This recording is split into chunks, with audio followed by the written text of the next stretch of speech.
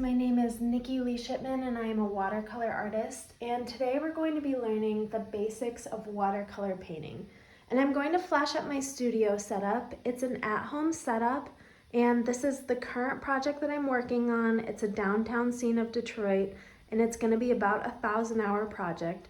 And typically the scenes that I like to paint are city scenes or school scenes or stadiums, and they take hundreds of hours. They're highly detailed paintings. But for me, I like creating this work because I think people can connect to it and kind of relive some of the memories that they have in those places.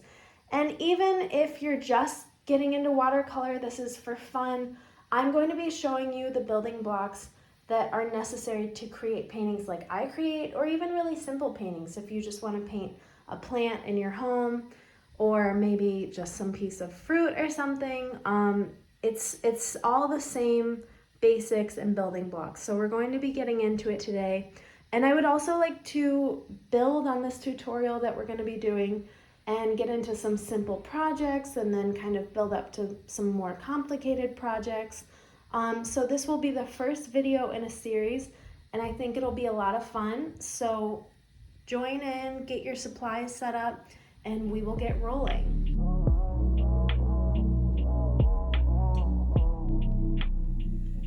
Okay, so the first thing we're gonna need is a clean pad of paper. You can get one from Michael's or Amazon. I would make sure that it's watercolor or at least mixed media. It does make a difference. You're gonna need thicker paper for watercolor because the water is gonna be really dense and the paper needs to hold up. The second thing you're gonna need is a clean glass of water. I like to use short glasses with a really stable base. So sometimes a bowl will work, but see how this is stable, it's not gonna go anywhere, as opposed to a cup with like a thin bottom, like a coffee cup or something. So just make sure it's stable, it's not gonna move around on you. The last thing you're gonna need is a paint palette. I actually have a recommendation. It's the Winsor Newton Travel Compact Set. It comes with a dozen colors. That's what I used on a couple of paintings that I made. I exclusively used this palette to make these paintings. So you can do really great work with a simple set like this. And I will link where to get it. If I can't link it on a button in the video, then it will be down below in the comments. So I would recommend something like that. It's a great price point as well. And then if you have a paint set that you've already gotten from the store, just use that. It really doesn't matter, you know, and just follow along the best you can with the colors you have. The last thing is paint brushes. So you can use the paintbrush that comes with your set. Most of them come with the set, and that will be great for the purpose of what we'll be doing. As we get into more specific paintings where we start painting objects or scenes, I might recommend getting some different brushes that didn't come with your set because you'll have more control with them. My favorite are these Grumbacher brushes. I just get them at Michael's. They're really simple. And I've tested some different brush brands, and these ones don't shed as much. So when you start painting, you'll find that some brushes are better than others because sometimes the hairs fall out, or maybe the paint doesn't go on as clean. So I really like these for watercolor painting, and they're pretty cheap as well. So they're pretty affordable. And again, you can get them at Michael's or Amazon. So those are the supplies that you're gonna need to set up. I'm just gonna quickly clean out this paint palette, and then we'll get started with the first exercise.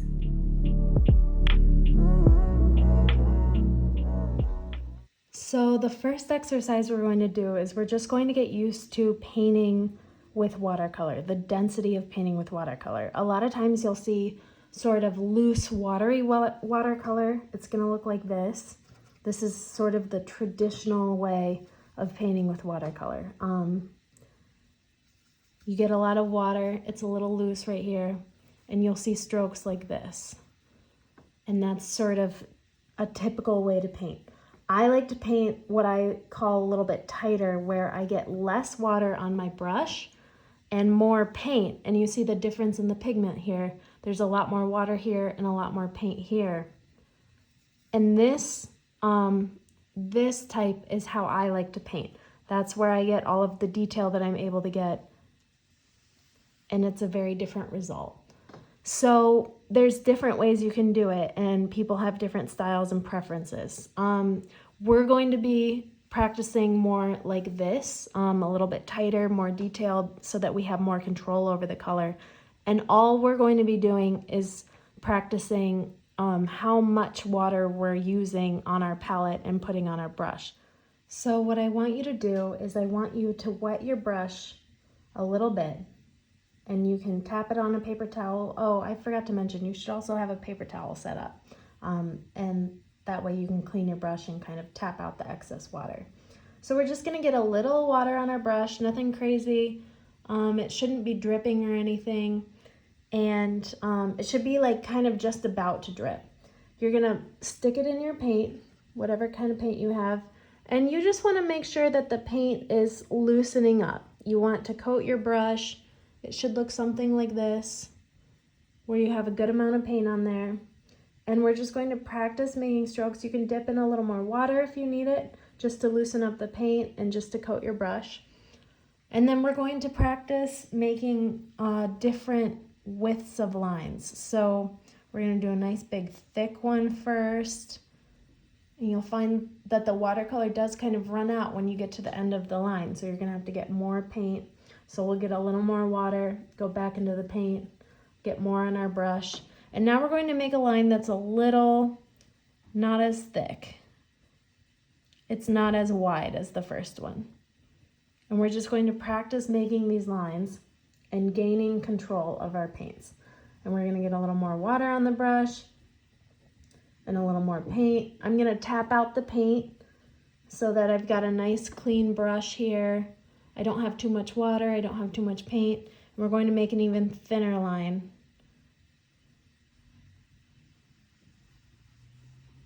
And the width is going to be a little less.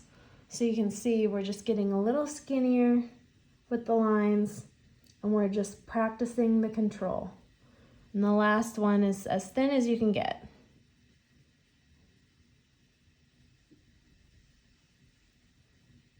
And that's as thin as I can get with this brush. And we've just practiced our control. So play around with it, make different widths of lines, and you can put a little more watercolor on your brush. We can practice that, and we'll make different marks. We're just practicing the mark making.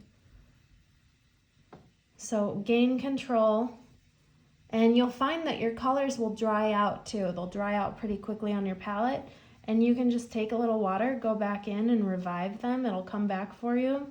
That's the nice thing about watercolors. If it dries out, it's still usable.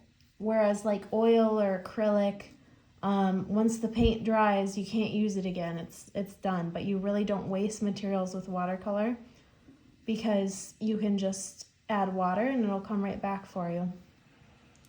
And it's also really easy cleanup because it's just water. So it's my preferred medium for right now, because I don't have any toxic waste or you know, a bunch of dried paint or anything like that. So it's a great medium to start with.